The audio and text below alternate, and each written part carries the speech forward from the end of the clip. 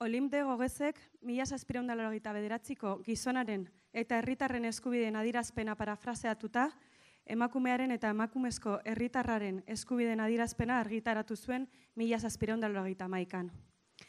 Emakumeen eskubide berdintasuna edo gizonekiko parekidetasun juridiko eta legala proposatu zuen lehenengo dokumentoa izan zen hori.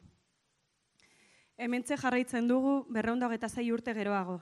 Legeak eskatzen, emakumeek guztiz gozatu dezaten bere eskubideez, eta zehatzago, indarkeria matxistarik gabe bizitzeko eskubideaz. Indarkeria matxistak gaur egun zabalduen dauden giza eskubideen urraketak dira, eta sistematikoki edatuta daude mundu osoan. Europako 3 emakumeetatik batek genero indarkeria fisiko edo sexual motaren bat bizi izan du inoiz, Europar Batasuneko oinarrizko eskubideen agentziaren arabera. Iaz, Espainiako estatuan egunero batez beste 391 salaketa jarri ziren genero indarkeriagatik. Guztira, 152.893 salaketa izatera iritzi ziren, botere judizialaren kontseilu nagusiaren arabera. Emakunderen txostenen arabera, 2016 urtean zehar, 797 emakume eraso egin zieten haien bikotekide edo bikotekide hoiek. 756 emakume familiako gizon baten indarkeriaren biktima izan ziren. Eta 31 emakumek sexu indarkeria pairatu zuten familia eremutik kanpo. Ertzaintzak bildutako datuak dira hoiek, eta errealitate partziala baino ez dute erakusten. Izan ere, ez du erregistratzen indarkeria moten aniztasuna. Ahaztu gabe salatu ere egiten ez diren kasuak. Estatistiketatik kanpo bestelako indarkeria mota asko daude. Egunero milaka emakumek pairatzen dituztenak. Hala nola, sexu indarkeria, jazarpena eta erakunde indarkeria.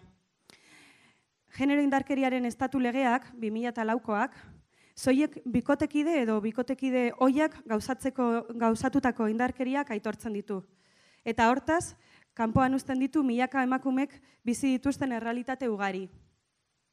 Lege horren irizmen mugatua izateaz gain, ez du funtzionatzen dagokion eragin eremuan ere. Emakumeak erailtzen etengabe jarraitzen baitute. Espainiako estatuan, 2010 eta 2015 urteen artean, urte bakoitzean 113 emakume hil zituzten bataz beste. Aurten, dagoeneko, Euskal Herrian, 5 feminizidio egon dira. 5 emakume hil dituzte emakume izate soilagaitik. Dakigunez, feminizidioak errealitatearen izebergaren punta baino ez dira. Eta errealitatea ondo ezagutzen dugun arren, jendarteari eta erakundeei ez di eragiten giza eskubideen bestelako urraketek zorrarazten dieten gaitzespena. Aurten guk, mugarik gabek, modu osolatzean bizi izan dugu hori. Abuztuan, Paola Moromenatzo hil baitzuten Ekuadorren. Feminizida, Hector, gurekidea izan zen duela urte batzuk. Uko egin behar zaio matxismo zantzu orori, edozein indarkeria motari, izan bestelako espazioetan edo gure inguru hurbilenean. Gutako bat ukitzen badute, gu guztiok ukitzen gaituztelako. En 1791, Olympe de Gouges, parafraseando la Declaración de Derechos del Hombre y del Ciudadano de 1789, publicaba la Declaración de los Derechos de la Mujer y de la Ciudadana, uno de los primeros documentos históricos que propone la igualdad de derechos o la equiparación jurídica y legal de las mujeres en relación a los hombres. 226 años después, aquí seguimos, reclamando leyes que permitan el pleno disfrute de los derechos de las mujeres, concretamente el derecho a una vida libre de violencias machistas. Las violencias machistas constituyen la violación de derechos humanos más extendida en la actualidad, perpetuada sistemáticamente en todo el planeta. 1 de cada 3 mujeres europeas ha sufrido algún tipo de violencia de género, física o sexual, según la Agencia Europea para los Derechos Fundamentales. El año pasado, en el Estado español, se pusieron una media de 391 denuncias diarias por violencia de género, alcanzando las 142.893 denuncias, según el Consejo General del Poder Judicial.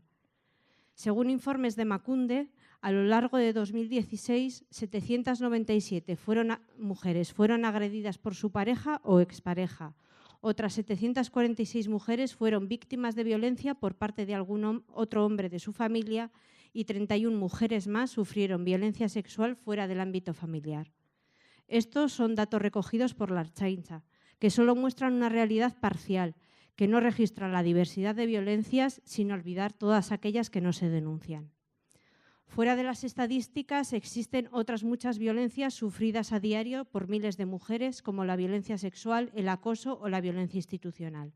La Ley Estatal de Violencia de Género de 2004 solo reconoce las violencias en el ámbito de la pareja o expareja, dejando por tanto fuera decenas de realidades que afectan a miles de mujeres. Además de su limitado alcance, no funcionan ni en su ámbito de actuación, ya que los asesinatos de mujeres siguen siendo constantes. En el Estado español, entre los años 2010 y 2015, una media de 113 mujeres fueron asesinadas cada año. En lo que va de año, en Euskal Herria ha habido 5 feminicidios, 5 asesinatos de mujeres por el hecho de ser mujeres. Como sabemos, los feminicidios son la punta del iceberg de una realidad que, a pesar de ser bien conocida, no genera ni por parte de la sociedad ni de las instituciones el rechazo contundente que provocan otras vulneraciones de derechos humanos. Este año a Mugari Gabe nos ha tocado de una forma brutal. En agosto asesinaron a Paola Moromenacho en Ecuador y el feminicida Héctor fue compañero nuestro hace años. Es necesario rechazar cualquier atisbo de machismo, cualquier tipo de violencia, las que suceden en otros espacios o en nuestro ámbito más cercano, porque cuando tocan a una, nos tocan a todas. Espainiako estatuak nazioarteko akordio guztiak sinatu ditu giza eskubideei eta emakumeen aurkako indarkeriari dagokienez. Baina hala ere, ez du aurrekontu nahikoa gauzatzen neurri horientzako, eta ez du araudirik egiten estandar horiek betetzeko. Gaur egungo araudiak ez ditu kontuan hartzen zenbait gako, hala nola, intersekzionalitatea eta baztertu egiten ditu emakumeen ahotsak eta lekukotzak. Emakumeak ere berdintzu batean kokatzen ditu, erabiltzaile hutsak balira bezala, eskubideak dituzten subjektutzat hartu barren. Arreta eta justizia zerbitzuetako legegileek prestakuntzari jaso dute? Nola ekidin biktimizazio bikoitza? Nola garatu prebentzio neurri eraginkorrak? Nola informatzen dute hedabideek? Babes neurriek funtzionatzen aldute? Zer gertatzen da biktima diren eta bizi iraun duten emakumeen memoriarekin? Eztabaidak asko dira, eta hortaz beharrezkoa da hausnartzea. Ez gara inuzenteak, badakigu legeek ez dituztela konponduko gure inguruko indarkeria egoerak. Are gehiago, batzuetan legeak gure aurka eta herrien aurka erabiltzen dira. Baina eskubide osoko herritarrak garen heinean, indarkerien aurkako lege integralak aldarrikatu nahi ditugu. Indarkeria matxistak desagertu daitezen arlo askotatik heldu behar zaie, eta zoik horri erantzuten dioten legeen bidez lortuko da hori. Hezkuntzan, justizian, osasunean, polizia arloan, enpleguan eta beste hainbat arlotan neurri jakinak ezartzen dituzten legeen bidez, alegia. Modu integralean landu behar da. Indarkeria matxisten aniztasunari eta emakumean behar anitzei erantzuten dioten legeak behar ditugu. Legekintza, indarkeria matxistari gabe bizitzeko proposamen feminista legegileak ekimenarekin, mugarik gabeko kideek gonbidatu nahi zaituztegu proposamenak sortzera eta aztertzera.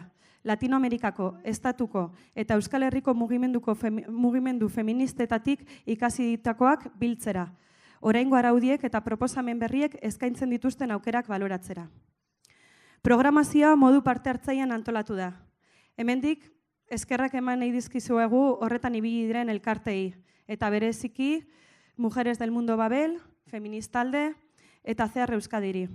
Baita Euskal Herriko mundu martxako aliatu eta konplizei, Euskadiko garapenerako gobernuz kanpoko elkarteen koordinadoraren genero lantaldeari, Euskal Herriko koordinatzaile feministei eta Alianza por una Cooperación Feminista Globalekoei. Jakina, eskerrak eman nahi dizkizuegu baita ere, egunotan esperientziak eta ikaspenak partekatzera etorri diren emakumeei, eta eztabaidatzen eta hausnartzen lagunduko diguzun hoi. Aurten, Mugarik Gabek bere 50. urteurrena ospatzen du, eta danoi, gurekin bide honetan egon zaretenoi eta oraindik zaudetenoi eskertu nahi dizuegu. Guk egiten dugun bezala, beste modu bat posiblea dela sinestegaitik. Eta emakume eta gizonen arteko parekoa, herri ezberdinen arteko parekoa eta etorkizunerako belaunaldietako jasangarria izango den mundu baten alde borrokatzagatik. El Estado español ha firmado todos los acuerdos internacionales en materia de derechos humanos y violencia contra las mujeres, pero no dota de presupuestos suficientes a estas medidas ni elabora las normativas para seguir estos estándares. El marco normativo actual no tiene en cuenta cuestiones claves como la interseccionalidad y obvia las voces de mujeres y sus testimonios, encajándolas en un modelo uniforme de mujer y como meras usuarias, en lugar de como sujetas de derechos. ¿Están formadas las personas que trabajan en los servicios de atención y en la justicia? ¿Cómo se evita la revictimización? ¿Cómo desarrollar medidas preventivas eficaces? ¿Cómo informan los medios de comunicación? ¿Funcionan las medidas de protección? ¿Qué pasa con la memoria de las mujeres víctimas y sobrevivientes? Son muchos los cuestionamientos y, por tanto, las reflexiones necesarias. No somos inocentes. Sabemos que las leyes no van a solucionar todas las realidades de violencia a las que nos enfrentamos y que a veces incluso las leyes se utilizan en nuestra contra y en contra de los pueblos. Pero como ciudadanas de pleno derecho queremos reivindicar leyes integrales contra las violencias. Solo con leyes que se implementen desde la variedad de sectores desde donde es necesario abordar las violencias machistas podremos conseguir su erradicación. Leyes con medidas concretas en educación, en justicia, en el ámbito sanitario, en el ámbito policial, en el ámbito laboral y en tantos otros es necesario un abordaje integral. Leyes que aborden la diversidad de violencias y las necesidades de la diversidad de mujeres. Con legislación, propuestas feministas legislativas para vivir una vida libre de violencias machistas, Mugari Gabe queremos invitar a generar un espacio de análisis y construcción de propuestas, a recoger aprendizajes de los movimientos feministas de América Latina, el Estado y Euskal Herria sobre legislaciones en violencias machistas, a valorar las oportunidades y posibilidades de las normativas existentes y de la construcción de nuevas propuestas. La elaboración del programa ha sido un proceso participativo. Desde aquí queremos agradecer a las organizaciones que han hecho parte, especialmente a Mujeres del Mundo Babel, Feministalde y ACEAR Euskadi, así como a las aliadas y cómplices de la Euskal Herriko Mundu Marcha, del equipo de género de la Coordinadora de ONGs de Euskadi, de las coordinadoras feministas de Euskal Herria y de la Alianza por una Cooperación Feminista Global. Por supuesto, también a todas las mujeres que durante estos días vienen a compartir sus experiencias y aprendizajes y a quienes nos acompañaréis para seguir debatiendo y reflexionando. Este año, que Mugari Gabe celebra su 30 aniversario, queremos agradeceros a todas y a todos a quienes nos habéis acompañado y a quienes lo seguís haciendo, por creer, como nosotras lo hacemos, que otro mundo es posible y que hay que luchar por un mundo equitativo entre mujeres y hombres, entre pueblos diferentes y sostenible para las generaciones futuras. Gaur irekiera hitzaldia batekin hasiko gara. Hain zuzen ere, Marcela Lagarde de los Riosek hartuko du hitza. Eta emakumeen eskubideen aldeko lege eraginkorrak lortzeko aktivismo feministak duen paperaz mintzatuko da. Ondoren, entzundakoaren inguruko galderak eta hausnarketak botatzeko tartea izango dugu. Eta umore pixka batekin itziko dugu eguna. Las Caprichosas Payaso Feministen kolektiboaren eskutik, Aldaba Feminista, Reparaciones 24 horas contra las violencias machistas ikuskizunarekin. Bihar ostirala, La Bolsan, arau marko ezberdinak aztertuko ditugu. Zehazki, honakoak dira aztertuko ditugunak. Estatuko 2004ko genero indarkeriaren aurkako babes integralerako neurri lege organikoa, 2005ko emakumeen eta gizonen berdintasunerako Euskal Autonomia Erkidegoko legea eta Nafarrokoa emakumeen kontrako indarkeriari aurre egiteko foru legea 2015koa eta 2018ko Kataluniako legea, indarkeria ezabatzeko emakumeen eskubideari buruzkoa. Arau aniztasun horrek indarkeriri heltzeko modu ezberdinak erakusten dizkigu. Zenbaitek 10 urte baino gehiago dituzte eta. Gainera, El Salvadorreko prozesuak ezagutuko ditugu. Emakumeak indarkeririk gabe bizitzeko lege integral berezi bat dutelakoan. Bestelako gaiak ere landuko ditugu, hala nola, indarkeri bizi iraun dieten emakumeen antolakundeen parte hartzea, azkenik sakonago aztertuko ditugu konpromiso politikoen jarraipena egiteko tresnak, bati bat, emakumeen aurkako indarkeria prebenitzeko, zigortzeko eta desegiteko Amerika arteko hitzarmena, Belén do Pará hitzarmena izenaz ezagutzen duguna. Eta CEDAW hori aurkeztutako itzala txostena gauzatzeko prozesua, beti ere ikuspegi feministatik abiatuta. Espazio hauek mahai inguru formatuan egitea proposatzen dizuegu, leku askotatik datozen proposamen eta diskurtsoak konektatzera bidean, eta horrez gain, eztabaiderako espazioak ere izango ditugu. Espero dugu horiek baliagarriak izatea hausnartzeko eta aurrera egiteko legeak hobetzeko aldarrikapenetan, eta lege horiek ezarpenaren jarraipenean beti ere ikuspegi feminista oinarri izan da. Besterik gabe, hitza emango diogu Marcela Lagarde de los Riosi. Nazio Batuen elkarteko emakumeen Kontseilu Zibil aholkulariko kidea eta antropologian doktorea, eta unibertsitateko irakaslea aritu da 36 urtez. Red de Investigadoras por la Vida y la Libertad de las Mujeres sareko lehendakaria da, eta antropologia feministako Cassandra Tailerrean koordinatzailea. 2003 eta 2006 artean, 59. legegintzaldian, diputatuen ganberako feminiziorako batzorde bereziko lehendakari izan zen. Diputatu gisa, beste diputatuekin batera sustatu zuen emakumeak indarkeririk gabe bizitzeko lege orokorra. 2007tik Mexikon indarrean dagoena. Mexikoko Errepublikan feminizidioen indarkeriri buruzko ikerketa diagnostika zuzendu zuen, 14 tomo diputatuen ganbera 59. legegintzaldia, Mexiko 2006.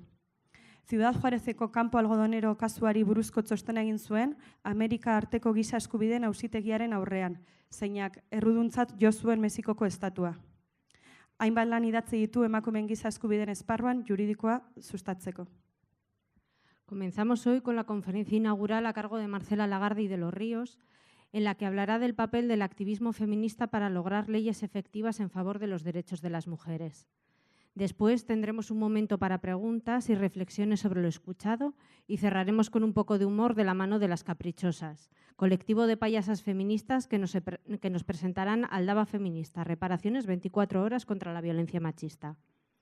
Durante el viernes en la Bolsa analizaremos diferentes marcos normativos, en concreto la Ley Orgánica Estatal de 2004 de medidas de protección integral contra la violencia de género, la Ley Vasca de 2005 para la igualdad de mujeres y hombres, la Ley Navarra de 2015 para actuar contra la violencia hacia las mujeres y, por último, la Ley Catalana de 2008 del derecho de las mujeres a erradicar la violencia. Esta diversidad normativa nos ofrece distintas formas de abordar la violencia, algunas ya con más de 10 años de recorrido. Además, se conocerán los procesos del Salvador, que cuenta con la Ley Especial Integral para una vida libre de violencia para las mujeres, y abordaremos otros temas como, por ejemplo, la participación de las organizaciones de mujeres sobrevivientes de violencias. Por último, profundizaremos sobre instrumentos para el seguimiento de los compromisos políticos como la Convención Interamericana para prevenir, sancionar y erradicar la violencia contra la mujer, conocida como la Convención Belén do Pará, el proceso de elaboración del informe Sombra presentado a la CEDAW, siempre desde un punto de vista feminista. Os proponemos estos espacios en formato de mesa redonda para conectar propuestas y discursos llegados de diversos lugares, y también tendremos espacio para los debates. Esperamos que esto nos permita reflexionar y seguir avanzando en las reivindicaciones de mejoras legislativas y el seguimiento en su aplicación, siempre desde una mirada feminista. Sin más, damos paso a Marcela Lagarde y de los Ríos, integrante del Consejo Civil Asesor de Naciones Unidas, de ONU Mujeres y doctora en antropología. Ha sido profesora universitaria durante 36 años, presidenta de la Red Investigadoras por la Vida y la Libertad de las Mujeres y coordinadora de los talleres Cassandra de Antropología Feminista. Presidenta de la Comisión Especial de Feminicidio de la Cámara de Diputados entre 2003 y 2006. Como diputada, promovió con otras diputadas y diputados la Ley General de Acceso de las Mujeres a una Vida Libre de Violencia, vigente en México desde 2007. Dirigió la investigación diagnóstica sobre violencia feminicida en la República Mexicana, publicada en 2006, y emitió un peritaje sobre el caso Campo Algodonero de Ciudad Juárez ante la Corte Interamericana de Derechos Humanos, que consideró culpable al Estado mexicano. Es autora de varios trabajos para impulsar el marco jurídico de los derechos humanos de las mujeres. Sin más, de nuevo, gracias a todas por venir. Bueno, yo quisiera centrar mi intervención en varias cosas que me llamaron la atención del título que me sugirieron las compañeras.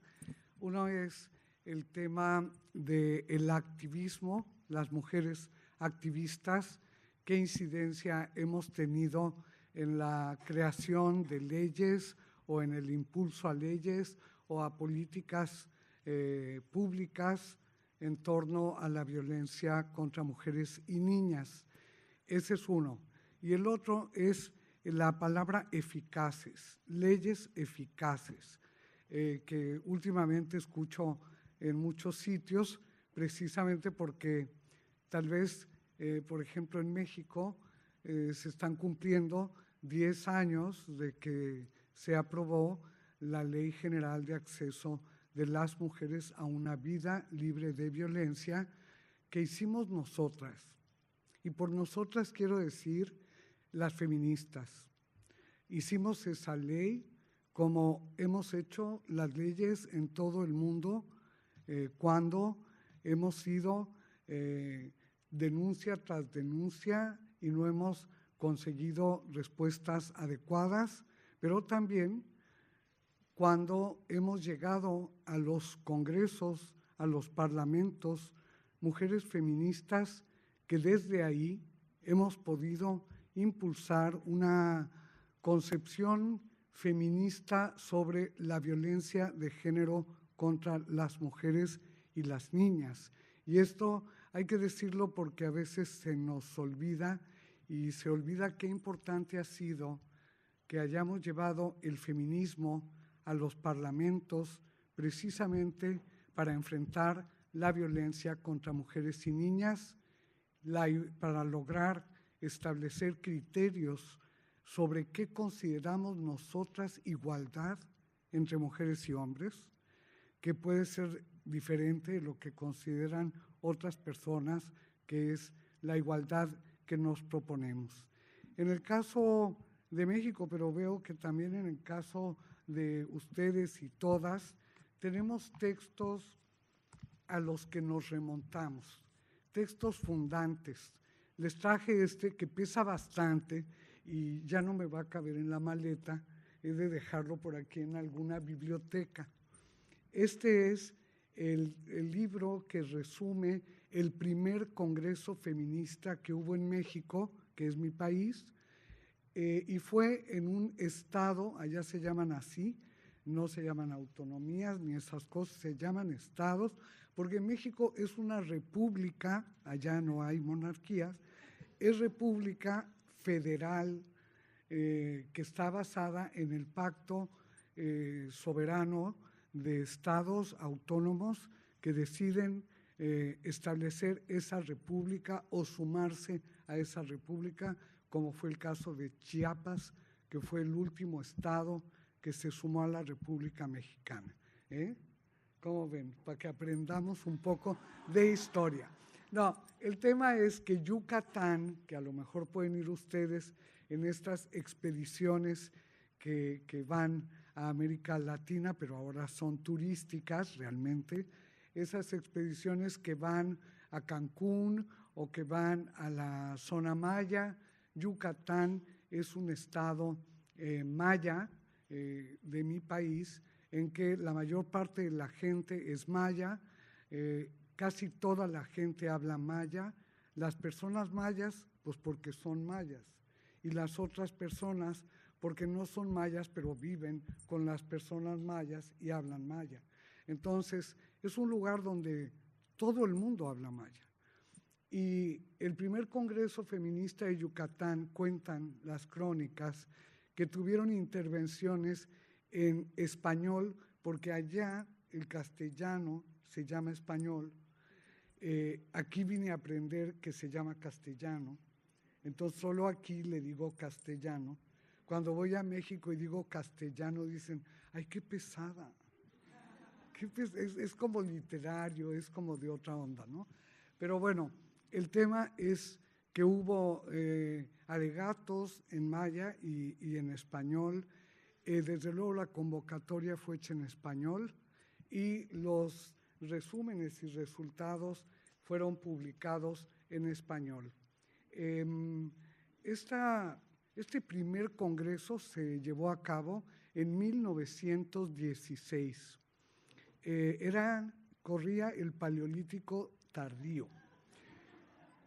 Era la Revolución Mexicana, que fue una revolución que duró, dicen, de 1910 a 1920, cuando, bueno, todos los grupos pactaron la paz y decidieron dejar las armas. Todos los grupos políticos eran grupos armados, eran ejércitos revolucionarios o constitucionalistas o federalistas o, como el de Zapata, eran ejércitos de campesinos que, como dice el historiador Katz, hicieron una revolución porque no querían cambiar. ¿Se dan cuenta? Porque no querían cambiar. Y era verdad, querían seguir teniendo sus pueblos y había empezado la venta terrible de sus tierras y la desagregación territorial de las haciendas y de todo lo que hubo ahí. En ese ambiente, con una gran cantidad de hombres, pueblos, mujeres, niños movilizados por ferrocarriles, la Revolución Mexicana se hizo a través de ferrocarriles, a caballo y por las primeras carreteras que hubo después de las carreteras de la Nueva España cuando fue virreinato. Y entonces se hizo este congreso. A mí me impresiona siempre pensar que esas feministas, primero que nada, se autodenominaron feministas.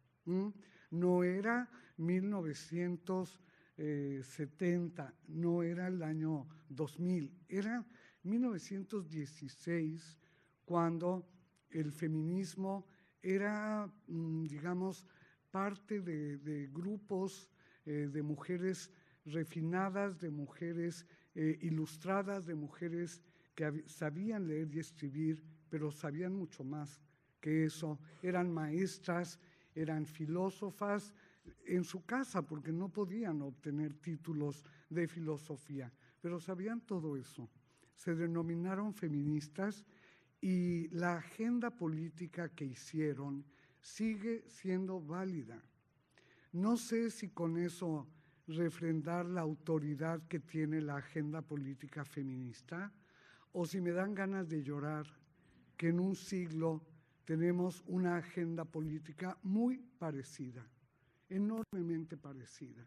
No hablaban de derechos sexuales y reproductivos, pero sí hablaban de la atención y cuidado a la mujer madre en el momento difícil de la vida, hablaban de la educación sexual para no llenarse de hijas e hijos, hablaban de muchos temas que hoy tienen teorías complejas, tienen conceptos, categorías, tienen un sentido, pero viene de ahí, de ellas, que ellas en México y otras en otras partes del mundo, en Uruguay, en Sudamérica y en otros países del continente, en Europa desde luego y en Estados Unidos también. El Congreso fue llevado a cabo por 600 mujeres. El único requisito que tuvieron fue saber leer y escribir, porque se iba a tratar de asambleas, porque no tenían tanto tiempo de reunión, solo 3 días, como para ponerse en ese momento a hacer unos pequeños talleres de empoderamiento en las mujeres como hacemos ahora, sino que tenían que reunirse y tomar decisiones y aprender a avanzar, pues como alguien que ya ha tenido algún tipo de instrucción o de escolaridad o que ha sabido hacer una carta, esas pequeñas sabidurías sin las cuales es muy difícil la democracia. Entonces, por un lado, limitaron a mujeres que supieran leer y escribir, pero por el otro lado garantizaron un nivel en ese sentido, como lo dicen las que luego firman los acuerdos para poder avanzar para todas, para las que sabían leer y escribir y para las que no sabían leer y escribir. Bueno, plantean ser libres. La libertad es tal vez uno de los conceptos filosóficos más claros en su discurso.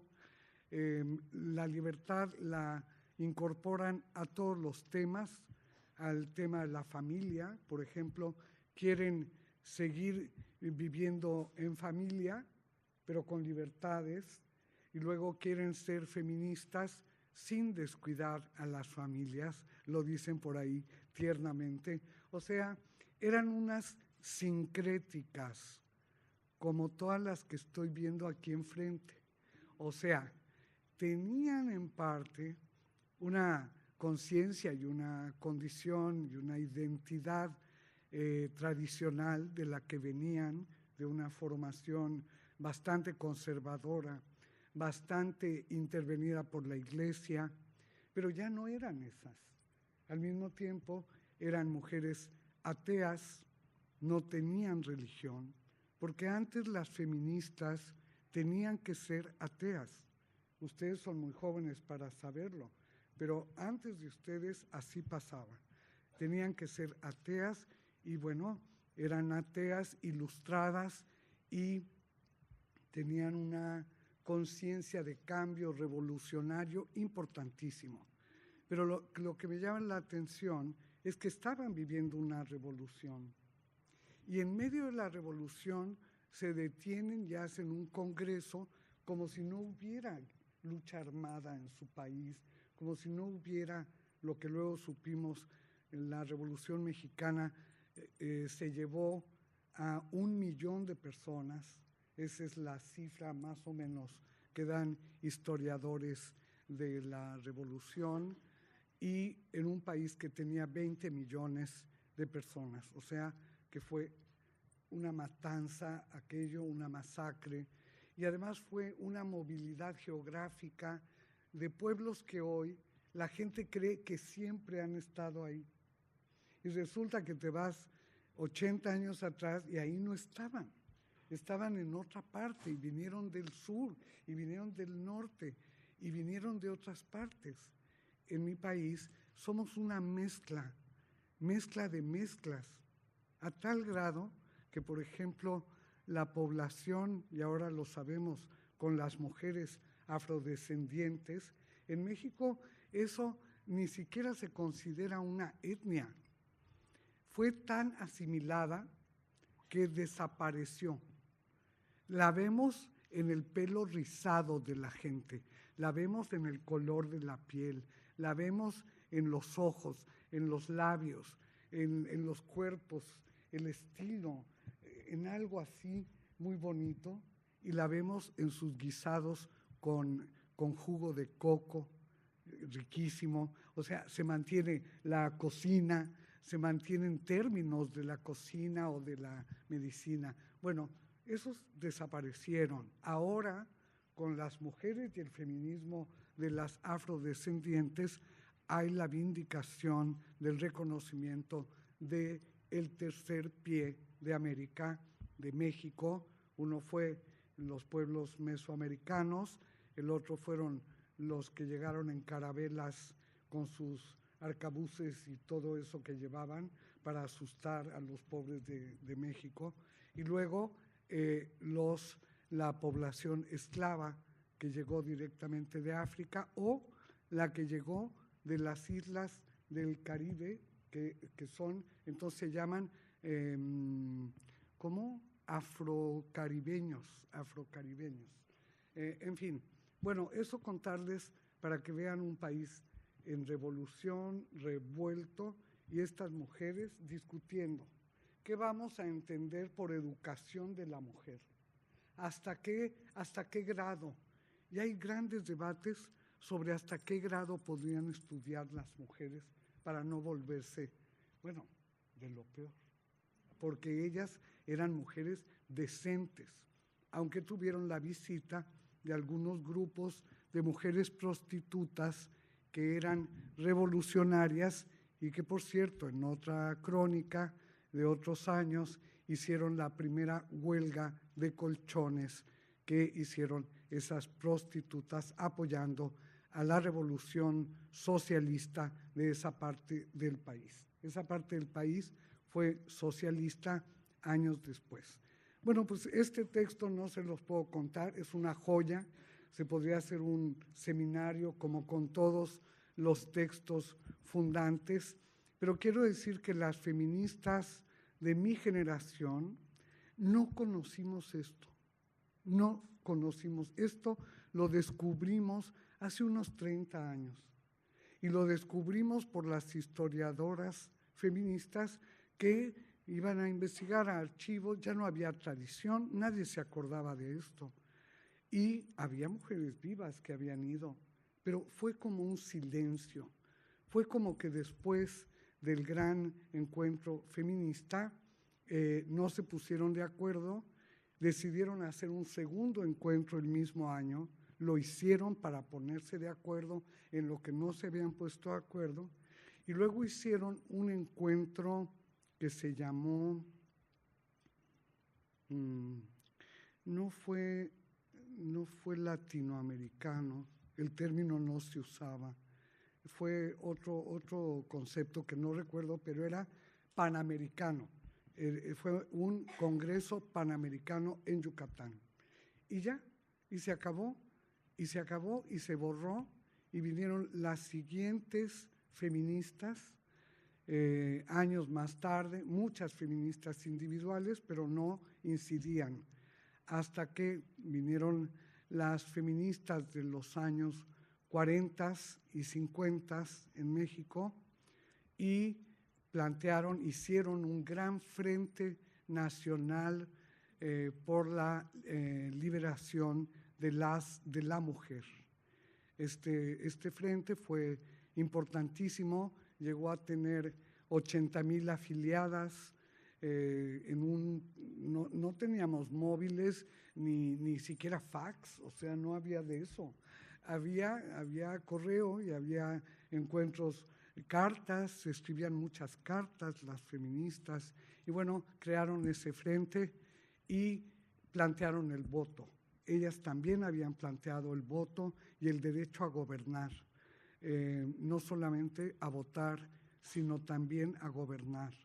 Y bueno, vienen estas del Frente Único Pro Derechos de la Mujer, así se llamó, y plantearon otra vez las activistas el derecho al sufragio en un congreso que era de puros hombres, con un presidente republicano que, por ejemplo, recibió al exilio español para darle asilo. Era un presidente enormemente republicano, socialista, y este presidente estuvo de acuerdo con el voto a las mujeres, pero mandó la propuesta al Congreso y el Congreso se la devolvió al presidente de la República. ¿Qué grado de conservador y reaccionario era el Congreso? Que ni al presidente de la República, que era venerado, le aceptó el voto. El voto a las mujeres en México fue conseguido en 1956. Dicen los libros de historia, bueno, decían, porque ya están cambiados, decían que el nuevo presidente nos había concedido el voto a las mujeres. Así estudié yo en la escuela. Un presidente que tan amable nos concedió el voto a las mujeres. A mí me conmovía eso, era una amabilidad, Pero más conmovida estuve cuando mi mamá fue a votar por primera vez y yo la acompañé. No sé por qué me escogió a mí entre mis 3 otros hermana y yo, fui yo. Pues yo creo que me marcó mi madre, porque tampoco era una activista. Mi mamá era una señora de su casa, no, era muy informada, era muy lectora y tenía una gran cultura histórica, nada más, pero ella no hacía política y fue a votar emocionada porque era la primera vez que las mujeres votaban. Tacón alto, uñas rojas, iba elegantísima como para el teatro, o sea, una cosa divina. Y me emocioné mucho y creo que entonces fue cuando quise votar, siempre votar. Pero tuve la ocasión de votar en 1968, después de una brutal represión del gobierno de la República, a un movimiento estudiantil del que yo formé parte, que era un movimiento estudiantil juvenil del 1968, como el París de 68, como lo que pasó aquí en 68 y luego se extendió más y pasaron más cosas. Todo eso, ese presidente había masacrado una manifestación, hubo cientos de muertos y nosotros los que no morimos estuvimos escondidos unos días hasta que dijimos no podemos vivir la vida escondidos y entonces salimos a ver qué hacíamos. Hicimos muchas cosas, partidos políticos legales, sindicatos, contratos colectivos. Hicimos un gran cambio a favor de la democracia en México y se pudo hacer gracias a toda esa gente, millones de personas en México, entre otras, unas que entramos al movimiento como jóvenes estudiantes y salimos con conciencia de género, entre otras cosas, porque nosotras estábamos ahí a la par que todo el mundo, pero todo el mundo eran unos machos horribles, todos eran jefes, líderes, en el peor estilo machista y nosotras éramos feministas. Y ahí empezó esta ola actual del feminismo en México, empezó en los 70s y tiene fecha porque ya salieron muy organizadas algunas mujeres después de una conferencia de la maravillosa Susan Sontag, que vino a México a dar unas conferencias sobre feminismo y bueno, pues al calor de la emoción con ella se hicieron los primeros grupos feministas. Pero me voy a regresar antes y les voy a decir que ese Frente Pro Derechos de las Mujeres, Frente Único, tuvo destacadísimas militantes, activistas, otra vez las activistas. Una de ellas fue María de Jesús Izquierdo, una gran pintora mexicana. Otra fue Nahui Olin, conocida como la musa de un pintor, pero ella cuenta en su diario que cuando tenían calor en las noches y les entraba la calentura, se subían a las azoteas y se metían a los tinacos de agua para saciar su eros. Eso cuenta esa señora maravillosa que siempre ha sido vista como la musa de ese pintor y en realidad yo vi una exposición de ella de 150 lienzos, óleos grandes, era pintora. Y luego publicó 30 conciertos para piano, era compositora de piano. Y luego se publicó su diario y habían de leer ustedes qué diario. Una joya de lenguaje, de estructura, de fluidez, de todo. Bueno, esas mujeres eran extraordinariamente interesantes. Propiciaron en sus vidas cambios muy importantes. Sabían empezarlo, pero no sabían en qué iba a parar aquello. Fueron las primeras que se vistieron de hombres y entonces asumieron un rollo. Les preguntaban qué eran y no querían decir. Si eran mujeres, se negaban a decir si eran mujeres, pero no eran hombres, pero se vestían de hombres. Y bueno, una de ellas, que tiene una foto adolescente vestida de hombre, se llamó Frida Kahlo. Recuerden esa foto, está con su familia y ella está peinada como a la Valentino y con un traje de hombre. Esa maravillosa Frida Kahlo fue activista del Frente Único Pro Derechos de la Mujer, fue parte de su directiva, y como pintora pintó unos murales en Coyoacán para las lavanderas que iban a lavar a unas grandes pilas de agua, y entonces Frida les pintó unos murales que nunca quiso pintar murales, pero a ellas sí, porque eran mujeres del pueblo. Y pintó y hicieron muchas cosas. Entre otras cosas, ella y más o menos unas 20 muy destacadas mujeres de la época se divorciaron de los hombres, porque se volvieron feministas todas al mismo tiempo. Y decidieron que ellas eran autónomas, que ellas no iban a depender de los señores, que además las oprimían. No hicieron la crítica del amor romántico porque hubieran acabado en una isla las pobres. Pero bueno, el tema es que Frida también se divorció de Diego Rivera, que era el gran muralista mexicano, su esposo, y sufrió tanto, que le pidió a Diego Rivera volver. Y Diego le dijo que sí, porque no quería que se muriera, porque la quería tanto. Y se volvieron a casar. Frida es una de las feministas reincidentes en lo de las bodas con los hombres. Luego tuvo sus amores, digo, ya más desplegados, ¿no? Tuvo un amor gringo maravilloso que la adoraba, le escribió unas cartas, escribían en Spanglish y se divertían un montón. Fue amante de Trotsky, desde luego, y amiga de Trotsky, al que guardaron en su casa de la persecución estalinista, que llegó hasta ahí lo mataron en México.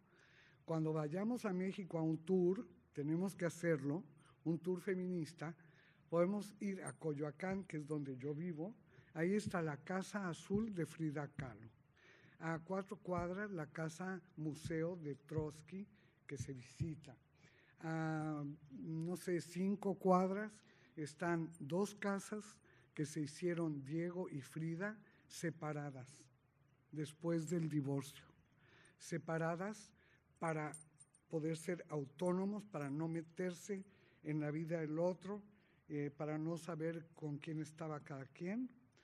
Y son unas casas maravillosas de un arquitecto Wright, un modernista funcionalista, y entonces las casas están unidas por un puente. Pues un día Frida atravesó el puente y la sorpresa más terrible de su vida la vivió en ese momento cuando llegó del puente aquí, este era el salón estudio de Diego, y entonces vio a Diego abajo pintando un desnudo, y ella no tuvo que ver a quién pintaba, porque reconoció a su hermana amadísima, a la hermana de Frida Kahlo, en la nueva amante de su esposo. Y casi se muere Frida Kahlo con eso, y casi se muere la hermana de Frida Kahlo del drama que vivieron. En cambio, Diego Rivera, rozagante y encantado con las hermanas Kahlo. Bueno, todo eso para contar que el feminismo tiene que ver, en primer lugar, con la vida de las mujeres, y que tenemos que verlo siempre así.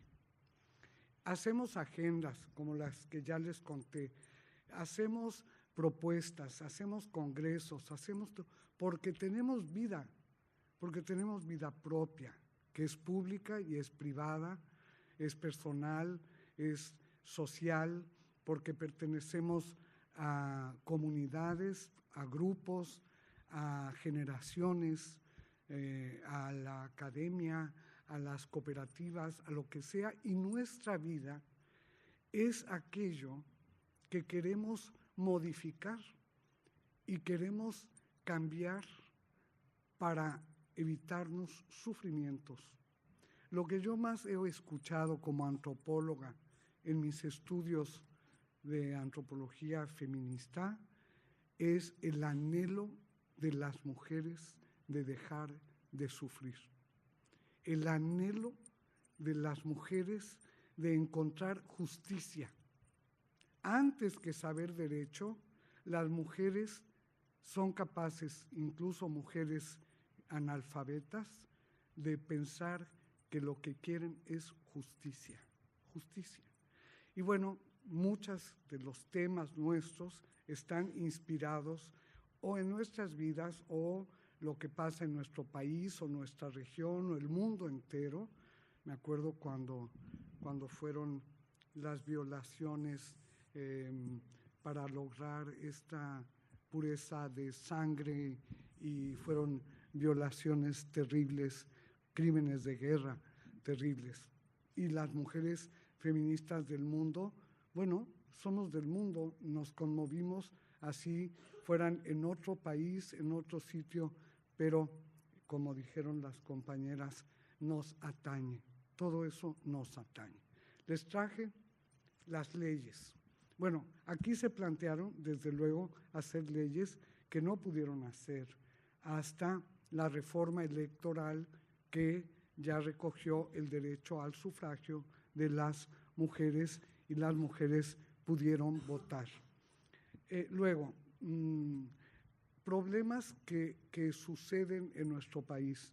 Bueno, a mí y a un conjunto de mujeres del movimiento feminista de hace 20 años, en ese momento, bueno, tenemos 45 años de feministas, cumplimos, pero hace como 20 años surgió el fenómeno terrible de los crímenes de mujeres en Ciudad Juárez, Chihuahua, y ese hecho fue como una sacudida brutal a la conciencia nuestra, porque no estábamos enteradas siquiera que hubiera una violencia extrema contra mujeres en Ciudad Juárez. Fue pasar de lo normal, como se dice por ahí, a de repente tener unos crímenes terribles que recibieron todo tipo de interpretaciones, hipótesis, se han hecho películas, videos,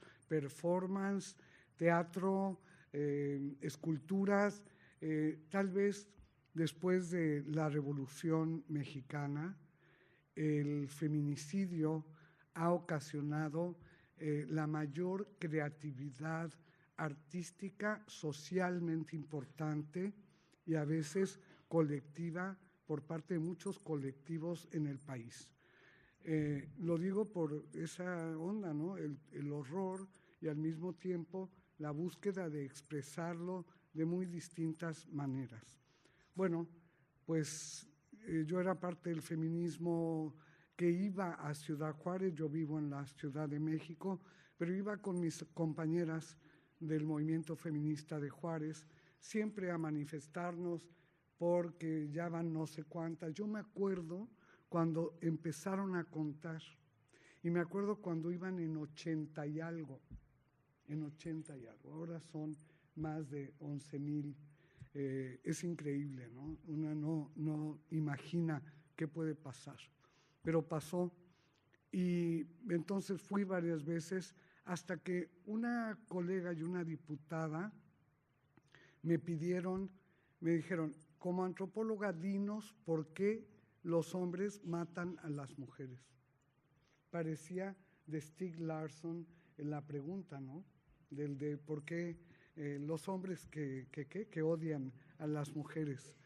Por cierto, cuando lo leí lo pensé muchísimo, ¿no? Y esa fue la pregunta. Yo le dije, mira, yo soy feminista y soy antropóloga, pero no soy experta. Voy a hacer un esfuerzo a pensar. Y en eso investigué y descubrí a una maravillosa Diana Russell y a otra maravillosa Jill Radford, que habían hecho una antología sobre el femicidio como la política del asesinato de las mujeres. Y ese libro tiene como unos 10 ejemplos de eso que ellas llaman femicide y que yo tomé de ellas, leí fascinada en el sentido explicativo, algo por fin me decía que se trataba de crímenes de género. Lo dicen tan campantes. Se trata de crímenes de odio, se tratan de crímenes misóginos.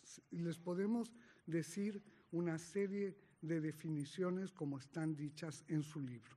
No me puedo detener más, para mí fue maravilloso. Yo ya era, fui ahí, salí, hice una ponencia y le llamé rápidamente feminicidio, porque le incluí algo que ellas no le incluían.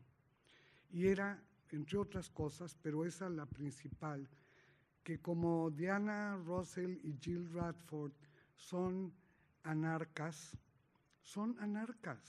Ellas no miran al Estado. El Estado no existe, ni siquiera lo incluyen en sus análisis. No porque no vayan a buscar alternativa, no, porque no existe. Entonces, en el caso de Juárez, yo tenía la hipótesis de que lo que ocurría sucedía, entre otras cosas, por la impunidad enorme que hay en Juárez y en todo México y en muchos países de América Latina, mis compañeras aseguran, y la impunidad jugaba un papel. O sea, era una bronca de un Estado ausente, primera hipótesis, o una bronca de un Estado presente, pero no a favor de la vida y la libertad de las mujeres. ¿Qué era? Y eso fue lo que fui a decir a Ciudad Juárez y fue una noticia enorme. La prensa adoptó el concepto, los medios, los grupos de mujeres, el movimiento feminista, y finalmente me pidieron que aceptara participar en el Congreso. Yo he sido una activista toda mi vida, nunca he querido ocupar un lugar de ahí, pero siempre invito a las demás a que vayan, ¿no? Les doy cursos para que vayan. Pues esta vez me propusieron ser diputada fuera de un partido y lo fui, pero les dije que yo iba a eso. Yo tengo una agenda electoral, el movimiento feminista, tenemos una agenda. Y esa agenda es esta, y queremos tipificar el delito de feminicidio. Hoy Luzas, ni siquiera se me había ocurrido que no teníamos un fundamento teórico más amplio, jurídico, como para llevar al Código Penal un delito sacado de la manga. Pero lo entendí rápido y por eso hicimos una investigación diagnóstica que nos llevó 2 años en todo el país. Descubrimos que había feminicidio en muchísimos lugares del país, no solo en Juárez, que ni siquiera Juárez era el peor. El peor era un lugar paradisíaco que se llama Nayarit, que queda en la costa pacífica, que es precioso, tiene palmeras, cafetales, narcos y feminicidio. O sea, que fuimos descubriendo cosas y a la par decidimos no solo tipificar el feminicidio.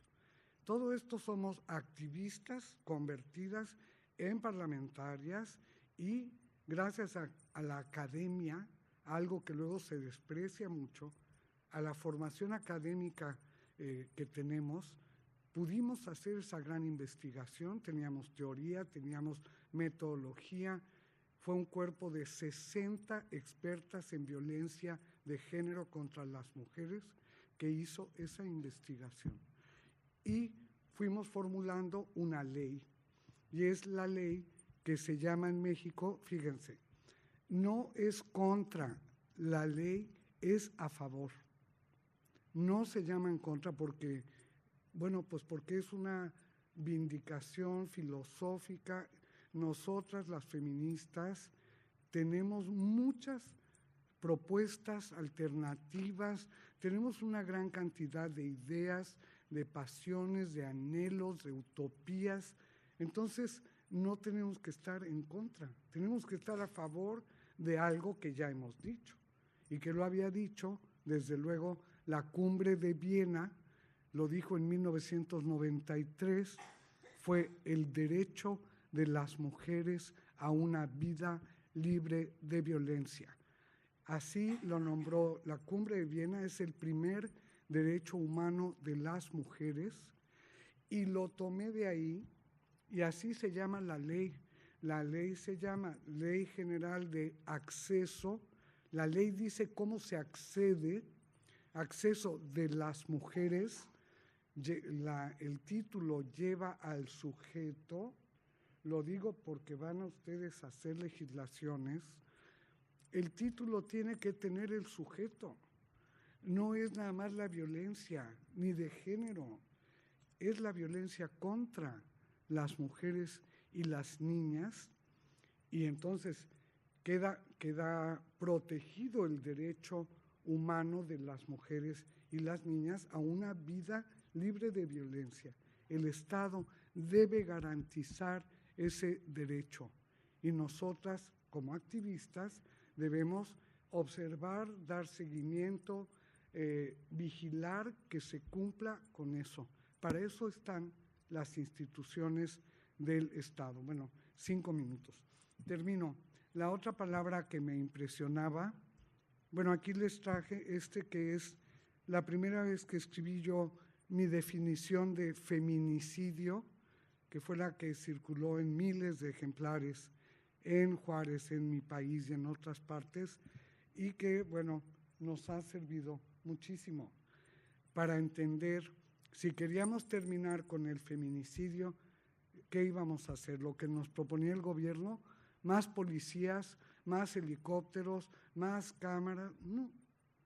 ¿Dónde vamos a poner los policías adentro de la casa de las mujeres?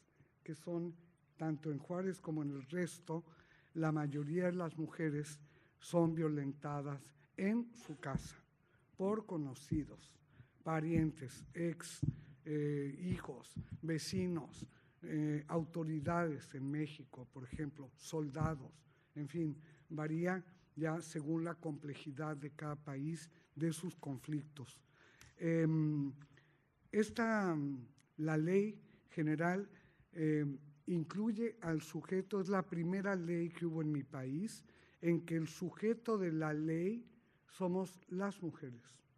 Y por eso nos hicieron juicio de inconstitucionalidad a la ley, lo ganamos. La ley fue aprobada por 500 votos, o sea, unanimidad del Congreso mexicano, pasó al Senado, en el Senado no querían aprobarla, hicimos un pacto.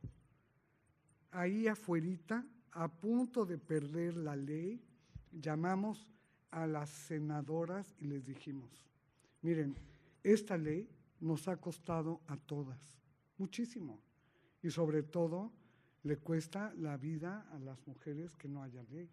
Entonces, les proponemos, aprobemos la ley ahora. Si quieren, no por unanimidad en el Senado, les damos chance de que la aprueben por mayoría, pero apruébenla. Y la dejamos caminar unos años. Y ya con unos años vemos si la reformamos o no la reformamos. Defendamos el derecho de las mujeres a ser sujetos jurídicos. Somos un sujeto jurídico. Y no nada más estaba en juego el tema del feminicidio, en juego estaba el tema de no considerar a las mujeres como un sujeto jurídico. Bueno, se acabó y finalmente nombramos 5 tipos y 5 modalidades de violencia al amparo de la Belém do Pará, que para América Latina es un texto maravilloso y para todo el mundo. Lo hicieron feministas, tiene el lenguaje exacto, la teoría magnífica, las categorías formidables, tiene las definiciones, que no hay que ir a buscar a un diccionario, por favor, hay que buscarlas en los textos del derecho internacional de los derechos humanos.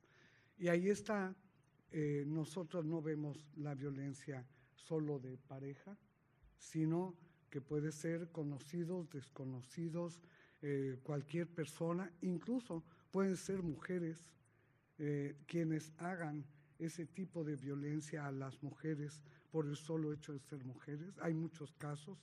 En México está presa una mujer primero acusada de 60 crímenes contra mujeres ancianas. Ahora solo le quedan 6 acusaciones, pero es una mujer luchadora que mató a 6 mujeres viejas.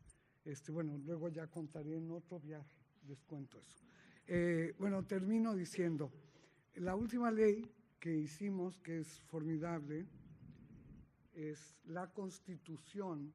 Esta es una ley de leyes, es la Constitución de la Ciudad de México, que es la capital de la República Mexicana, es mi ciudad, somos 11 millones de personas nacidas ahí y que vivimos ahí, pero son 25 millones de personas las que transitan, pasan, venden, estudian, compran y tienen todos los derechos de acuerdo con esta Constitución, que tiene una primera parte de los derechos humanos. Es un lujo, es un lujo. Yo nací en 1948, cuando se aprobó la Declaración de los Derechos Humanos. Y quieran que no, soy muy cursi, me da muchísimo gusto haber sido diputada constituyente apenas hace unos meses en México, en que gracias al activismo de feministas, ecologistas, urbanistas, del movimiento de las bicicletas, de los gays, las TGTLBTTIUA y todo lo que siga por descubrir, todos los movimientos democráticos hemos exigido tener derechos en ese país porque no teníamos derechos plenos, porque era la capital del país. No podíamos tener un Congreso, no podíamos tener una Constitución, no podíamos elegir. Empezamos hace años de a poquito, porque hay que aprenderle a esto, miren, fue de a poquito. También entonces decían, no estamos de acuerdo porque no ganamos todo. Cuando no teníamos nada de esto y ganamos ir a votar solo por representantes asambleístas a la asamblea que se iba a crear de la Ciudad de México. ¿Qué tipo de asamblea? Ni queríamos decir porque no era legislativa, porque no era solo una asamblea. Esa fue la primera. Votamos y ganamos y quedamos asombrados. Pero luego votamos para jefe de gobierno, que antes lo designaba el presidente del país. ¡Qué vulgaridad! En una ciudad donde hay 25 millones todos los días, no hay gobernador o gobernadora. Es un jefe de departamento del Distrito Federal, horrible. Entonces propusimos tener a alguien electo y ganó la izquierda. Al otro día no dábamos crédito porque siempre creímos que éramos minoría. Te cuentan unas encuestas horribles y siempre amañan los resultados. Y entonces dicen, bueno, pues es una aproximación, qué pena. Pero mientras toda la gente cambia el voto, bueno, pues no nos dejamos influir y ganamos. Y la izquierda lleva ganando una y otra vez, y otra vez, y otra vez, y espero que el año que viene ganemos otra vez.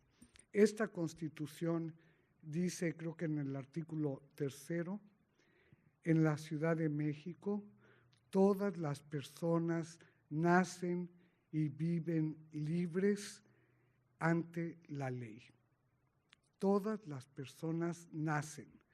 Ese verbo nacer fue genial que lo pusieran ahí en la época de Eleanor Roosevelt, porque nos ha permitido a las feministas la discusión filosófica de la persona. Y como los derechos humanos son con el principio pro persona, bueno, y como los derechos sexuales son de las mujeres que somos personas, pues entonces nos va muy bien que se reconozca como un derecho humano, que eres persona al nacer, no antes, no antes. Eres persona al nacer. Bueno, como esa, ganamos un montón de cosas, con todo y que en la constituyente habíamos todos los partidos, todas las posiciones políticas, pero termino con esto. Nos exigimos para participar como constituyentes, muchas de nosotras nos juntamos para exigir a quienes estaban diseñando la constituyente que ya era hora de que esta constitución la hiciera un grupo paritario. Y exigimos la paridad entre mujeres y hombres, y se hizo, y es la primera constitución de las 33 que hay en mi país, 32 entidades federativas y la federal, la primera en la que habemos mujeres y hombres 50-50. ¿Cómo ven eso? Pues nosotras lo vimos mejor, porque no es nada más hablar en A, que ya de por sí es maravilloso.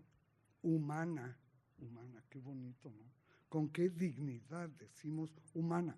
No es solo eso, es que efectivamente ya las modernas sincréticas como nosotras no necesariamente tenemos que estar todas de acuerdo en todo, no todas tenemos que ser feministas, pero la mayoría avalamos los derechos de las mujeres. Hicimos una red maravillosa de todas las diputadas constituyentes, nos poníamos de acuerdo en muchos temas antes de entrar. El ambiente que hacíamos las mujeres era de lujo, dejó de ser un espacio de los aguerridos machos y esa asamblea se constituyó más o menos en reflejo de una sociedad 50-50 en que las mujeres, activistas o no, queremos tener derechos. Muchas gracias.